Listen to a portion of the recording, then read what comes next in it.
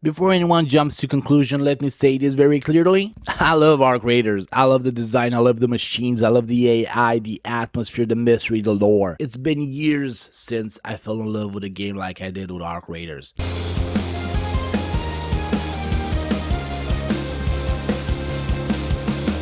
I'm not quitting. I'll keep playing it, I'll keep helping people, and yes, I will keep killing campers and backstabbers every chance I get. This is not hate, this is not doom posting, this is not Dave's ruined game rant. This is a deep dive from someone who genuinely cares about why Arc Raiders is holding itself back and what could actually help it survive and grow long term. Because this game is special, and special games deserve honest conversations. Let's clear the air immediately. I'm not saying remove PvP, make Arc Raiders easy, turn it into a PvE only game, cater only to casuals. I mean, PvP has its place, PvP should exist.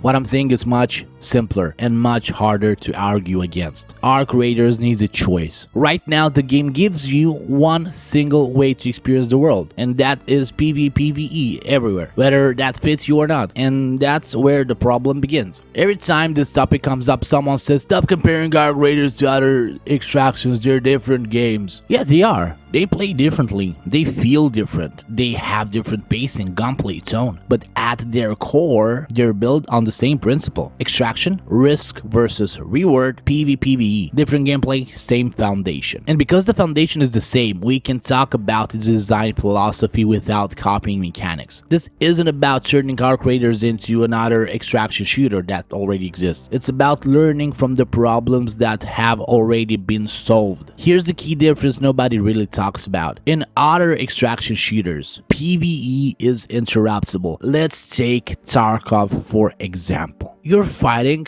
scavs. Another player shows up. You can headshot the scavs or kill them quickly, and then that threat is gone. You reposition, you deal with the PvP. PvE is just a tool. Well, in Arc Raiders, PvE is commitment locked. You're fighting an arc. You can't end it quickly. You can't disengage, you're locked in. So when another player shows up, you're not challenged, you're punished. That's not tension, that's overload. To be fair, Arc Raiders does try to help. Aggression-based matchmaking is a genuinely good idea. Chill players mostly meet chill players. Aggressive players mostly meet aggressive players. And sometimes you can feel it working.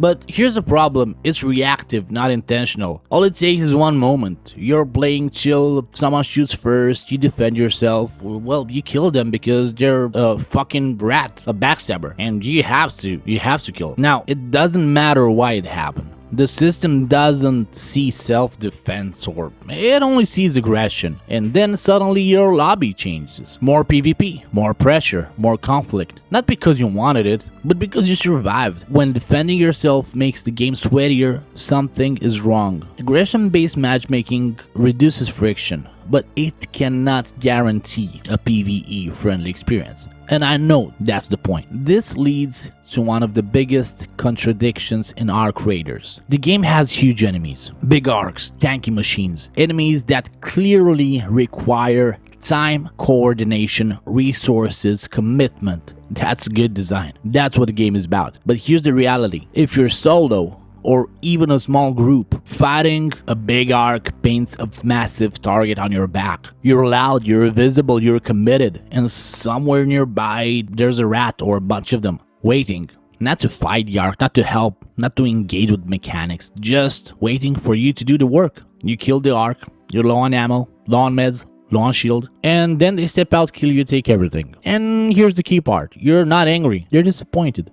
Because you didn't get outplayed, you didn't make a mistake, you did exactly what the game asked you to do, and the game punished you for it. Players don't quit when they're angry, anger keeps you engaged. Players quit when they're disappointed. That's when people uninstall quietly, without drama, without Reddit posts. Rats, campers, exfil campers, third-party campers, backstabbers, they are not the majority. They're a small percentage. But they're like mosquitoes. You don't leave a place because one mosquito. You leave because they never stop biting. And when this behavior defines the experience, games don't die loudly, they die silently. We also need to accept the reality. Cheating in PvP games isn't rare anymore. It's expected. Everyone knows it, everyone feels it, no one pretends it's not happening. And it will remain like this. And because of this, many players have shifted towards PvE games. Not because they're bad, not because they're tired. A PvE option instantly removes cheaters from the equation. That alone keeps players around. Now here's the part that really matters, and nobody talks about it.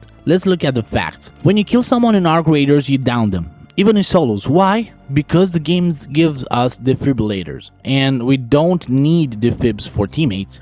Teammates already have revives. You can revive teammates without them. Defibs exist so you can revive random players. This is not a PvP first design choice. This is a co-op first design choice. Now look at the objectives. There are things in the game that cannot realistically be done by one player or even three. Queens, bastions, harvester, matriarchs. Those encounters point towards cooperation. The game is literally saying work together, and yet the environment constantly punishes you for trying. Now imagine this. There will be players who quit Arc Raiders because they can't even destroy a leaper without getting third party. Then uninstall, move on, and they'll never know what it feels to team up with randoms, to take down a queen, to split the loot, to laugh, joke, or survive together. Because they were put in a gray lobby because they defended themselves when someone wants to shoot them. And they will never experience the best part of the game because the system pushed them out before they got there. That's not motivating, that's not rewarding, that's just frustrating. And when a game stops being fun, it dies. It's that simple. Here's the thing, Arc Raiders has options. Let me give you two. The Tarkov style. Separate PvE and PvP modes. Separate progression, no exploits. Imagine that.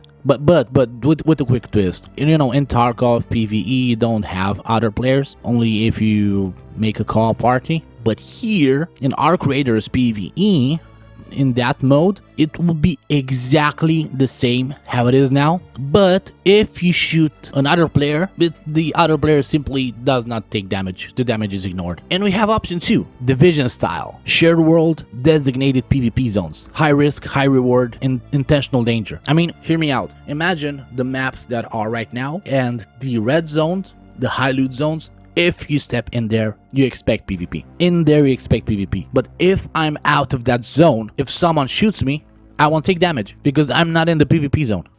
Just sit on it. Imagine. Both preserve PvP, protect PvE, reduce burnout, grow the player base. The worst option is what we have now, forced PvPvE. I'm saying all of this because I love the game.